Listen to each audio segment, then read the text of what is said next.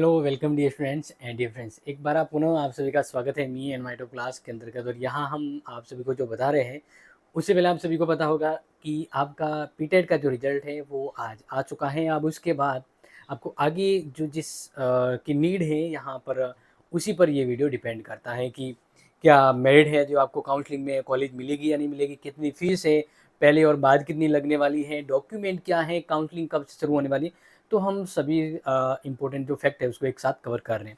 तो बिल्कुल यहाँ पर बात करते हैं सबसे पहले कि अभी जैसे मान लीजिए पीटेट के अंतर्गत जो बीए फाइनल एग्ज़ाम जो दिए हैं बीकॉम या बीएससी, तो उन्हें जो है अब काउंसलिंग करवानी है तो पहले तो रिजल्ट आना पड़ेगा, क्योंकि मोस्ट ऑफ यूनिवर्सिटी का तो रिजल्ट आया ही नहीं है।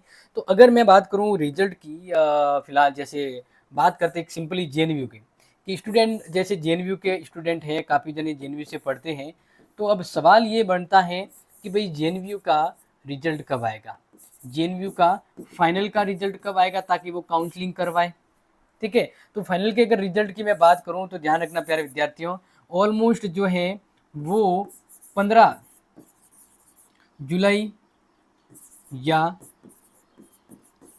इसके बाद रिजल्ट आएगा। पहली बात तो ये, यानी 15 जुलाई या उसके बाद है वो रिजल्ट आने की संभावना है, पॉसिबिलिटी है, क्योंकि पिछली टाइम तो लगभग देखा जाए तो 22 जुलाई के आसपास है। तो बस यही बता सकता हूँ।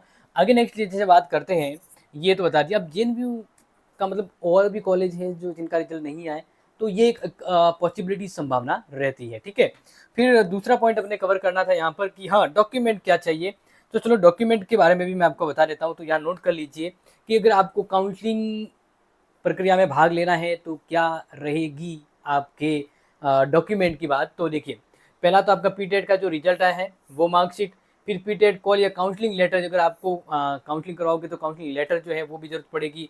एजुकेशन सर्टिफिकेट है, कास्ट सर्टिफिकेट है, इनकम सर्टिफिकेट है, करेक्टर सर्टिफिकेट है, मूल निवास है, आईडी प्रूफ है और पासपोर्ट साइज फोटो। ये आपको रिपोर्टिंग के समय भी ये जरूरत पड़ेगी। लेकिन काउंसलिंग करवाते हैं ना, काउंसलिंग करवाते हैं तब ये वाली जरूरत नहीं पड़ेगी, क्योंकि काउंसलिंग के समय तो आपको आपका रिजल्ट वगैरह है जो वो अपडेट करे। यानी कुल मिलाकर ये डॉक्यूमेंट आपके रिपोर्टिंग तक तो काम आने वाले हैं। ठीक है ना, ये रिपोर्टिंग तक काम आने वाले। फिर जब आप कॉलेज में रिपोर्ट करोगे तब ध्यान रखना आपकी फीस जो है ना, वो फीस भी रसीद आपके साथ होनी चाहिए। तो अब नेक्स्ट हम बात करते हैं यहाँ पर कि जैसे कि आपको मैंने अभी हमने टॉपिक टू टॉपिक बात करी है, तो अब बात करते हैं कि आखिर में मेरिट कितने रहने वाली है। फिर बात करेंगे फीस। तो मेरिट की अगर मैं बात करूं जनरल की, तो जनरल की आप देखो सिंपली नोट कर लीजिएगा, मैं आपको बता दूंगा कि जनरल की जो मेरिट है ना वो लगभग 380 से 400 के बीच रहने वाली है। ठीक है, जनरल की मेरिट की मैं बात करूं। और इसी तरह अगर बात करते हैं ओबीसी की, मैं कॉमन बता रहा हूँ, मेल फीमेल को एक बार आप जस्टिफाई कर लीजिएगा। यहाँ पर अगर इनकी मैं बात करता हूँ तो 350 से लेकर 380 के बीच या 85 के बीच इनकी रहने वाली है। फिर एसटी एससी की बात करते हैं, इनकी मतलब मेरिट की अगर मैं बात करूं तो ध्यान रखना कि ऑलमोस्ट जो है लगभग 330 से लेकर 350 के बीच, 55 के बीच इनकी मेरिट रहने वाली है। ठीक है ना, तो ये एक अनुमानित आंकड़ा जो है वो हमने बहुत सारे डिस्कशन के बाद आपके सामने रिप्रेजेंट किया है। अब बात करते हैं काउंसलिंग डेट।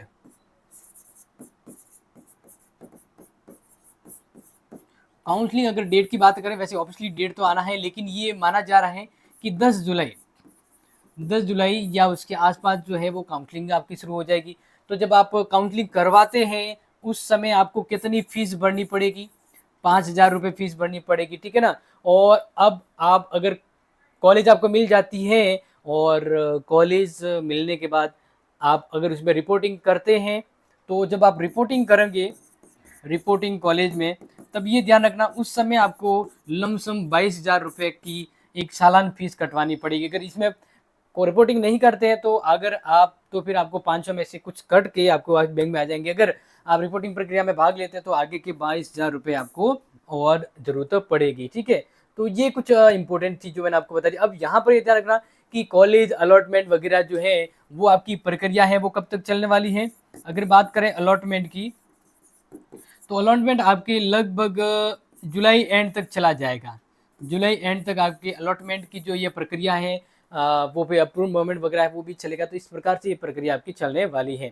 तो इस तरह से मैंने ऑलमोस्ट आपको चारों के चारों टॉपिक, काउंसलिंग डेट, फीस प्रक्रिया और यस क्लियर तो हमने लगभग 4-5 पॉइंट जो आपके इम्पोर्टेंट तो मैंने बता दिए हैं। अगर इस पे अलावा भी अगर आपका कोई सवाल जवाब जानते हैं या जानना चाहते हैं तो बिल्कुल कमेंट ज़रूर करें, हम आपकी हेल्पफुल और बिल्कुल हेल्प करेंगे इस पर। और इसके अलावा आप इस इम्पोर्टेंट वीडियो अपने सभी दोस्तों को ज़रूर शेयर कर लीजिएगा। Thank you so much. जय हिंद, जय भारत।